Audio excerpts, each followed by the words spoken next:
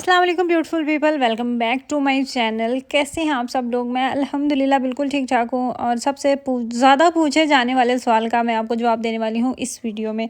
So video को आपने last तक देखना है। मेरी है आज डॉक्टर के पास अपॉइंटमेंट, मुझे ब्लड देने जाना था। आप भी कहते होंगे कि रोज़ इसकी डॉक्टर के पास अपॉइंटमेंट होती है। मैं आपको फिर आगे चल के वीडियो में मज़ीद बताती हूँ।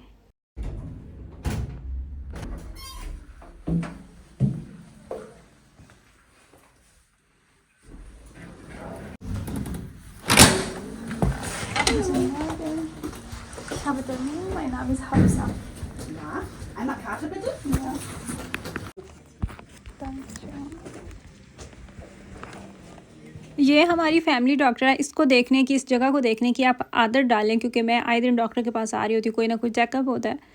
सो मुझे लगता है कि आप लोग काफ़ी हैं जो इस जगह से ऑलरेडी वाकिफ़ होंगे। एक्चुअली मुझे अपना ब्लड चेक करवाना था। उसकी वजह यह है कि मुझे पिछले कुछ दिनों में ज़रूरत से ज़्यादा ज़रूरत तो खैर कभी भी नहीं होती, लेकिन नॉर्मल नहीं था, बहुत ही शदीद हेयर फॉल हो रहा था और नेल्स के साथ भी इशू हो रहा था।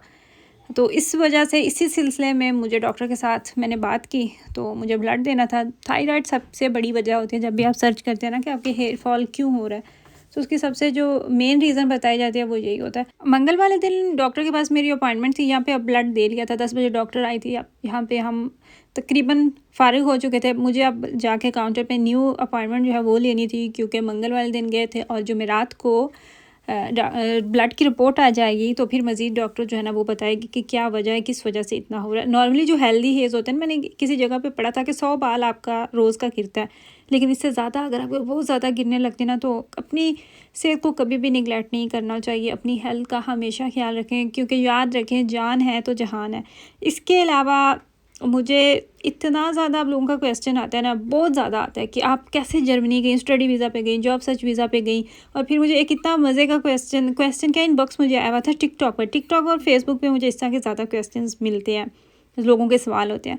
तो मुझे बड़ी हंसी आई और मुझे लगा कि मुझे इस टॉपिक पे इसको ले कर वीडियो बनानी चाहिए। किसी का कहना था कि मैं इंफॉर्मेशन लेना चाहता हूँ या चाहती हूँ, जो भी था, मुझे काइंडली आप बता दें कि आप जर्मनी किस एजेंट के ज़रिए गए हैं। तो मैं अब आज की वीडियो में आपको यही बताने वाली हूँ। इनफैक्ट ये जो स्क्रीन पे आपको नज़र आ रहा है ना, ये मेरा एजेंट इस एजेंट के ज़रिए मैं जर्मनी पहुँची हूँ और इसी एजेंट के ज़रिए मैंने जर्मनी का पासपोर्ट भी लिया था। ये एजेंट जो है ना, गालबन अभी भी क्लाइंट के साथ बात कर रहे थे, किसी ने आना था। किस तरह की बातें करते हैं आप? एजेंट आपको जर्मनी थोड़ी लेके आते हैं। जर्मनी अगर आपको लेके आते भी है ना, तो यहाँ पे 1-2 साल यहाँ की हुकूमत आपको बर्दाश्त करती है, उसके बाद आपको यहाँ से निकाल दिया जाता है। जर्मनी आप स्टूडेंट वीज़ा पे आते हैं, आप यहाँ पे स्टडी करते हैं, अपनी डिग्री लेते हैं और उसके बाद आपको जॉब मिल जाती है, तो फिर आपको यहाँ के डॉक्यूमेंट्स मिल जाते हैं। शादी के बाद आप जर्मनी आते हैं या फिर यूरोप के किसी और मुल्क का आपके पास कार्ड होता है, तो आपको यहाँ पे जॉब मिलती है, तो आप आ सकते हैं। एजेंटों के ज़रिए आप मतलब जिस तरह डंकी लगा के आते हैं, आप जर्मनी नहीं आ सकते। यहाँ के बहुत सख्त कानून हैं और मज़ीद आप दिन ब दिन जो है ना वो सख्ती करते ही जा रहे हैं। लेकिन अगर सख्ती हो गई है, यहाँ के बॉर्डर्स पे अब चेकिंग हो रही है या यहाँ पे आना अब आसान है, तो इसका ये मतलब नहीं कि आप बिल्कुल आ ही नहीं सकते। याद रखें, एक दरवाज़ा बंद होता है तो आपके लिए 7 और दरवाजे खुल जाते हैं। हमेशा कोई ना कोई आपके लिए होप ज़रूर होती है। हमें बस अपनी राइट डायरेक्शन जो है ना वो देखना पड़ती है। अगर यहाँ पे सख्तियाँ हैं, इस तरह के रूल्स हैं, इस तरह के कवानीन हैं, तो इसके साथ साथ बहुत सारे ऑप्शंस भी हैं। अगर आप वाकई ही सीरियस है ना, इंटरनेट पे इधर उधर लिखने की बजाय, लोगों को देख के ठंडी आहें भरने की बजाय कि ये उधर है तो हम भी जा सकते हैं, यानी अगर आपके पास स्किल्स हैं, आपके पास हुनर है, तो भी आप आ सकते हैं। अगर आपके पास इनमें से कुछ भी नहीं, आपने मैट्रिक किया हुआ है, तो भी आप यहाँ पे आ सकते हैं। आपने बस जर्मन लैंग्वेज कोर्स जो है ना वो करना है। और इस टॉपिक पे मैंने एक प्रॉपर डिटेल में वीडियो भी बनाई हुई है। मुझे एहसास होता है, मुझे फ़ील होता है जब मुझसे लोग इस तरह के क्वेश्चंस करते हैं।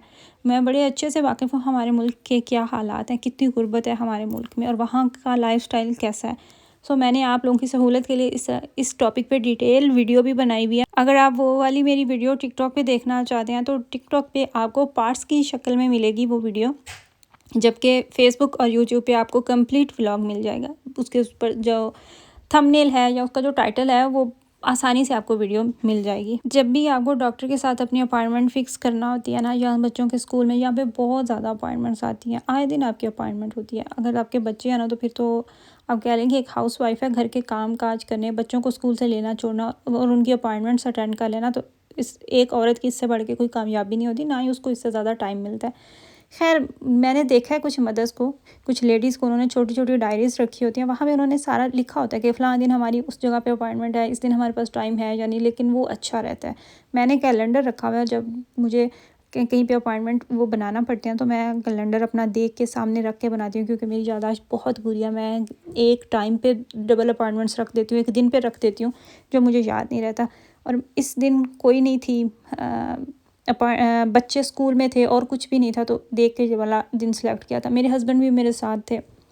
हम डॉक्टर के पास से जब हो के आए, ओपन मार्केट लगी हुई थी, वहाँ पे थोड़ी सी वॉक की, वहाँ पे देखा, उसके बाद फिर मार्केट से कुछ चीज़ें लेने वाली थी, वो ली। डीएम मार्केट में जब भी जाती हूँ, जो सबसे मेरा फेवरेट सेक्शन होता है, ऑफ कोर्स मेकअप वाला तो सब लड़कियों के ही होते हैं, लेकिन मैं काफ़ी टाइम जो परफ्यूम्स होते हैं ना वो भी देखने में स्पेंड कर देती हूँ। आजकल मुझे पता नहीं क्यों फेक नेल्स का इतना शौक चढ़ा हुआ है ना, हालांकि मैंने अपने नेल्स जो हैं वो भी मैं कभी लंबे कर लेती हूँ, कभी छोटे कर लेती हूँ।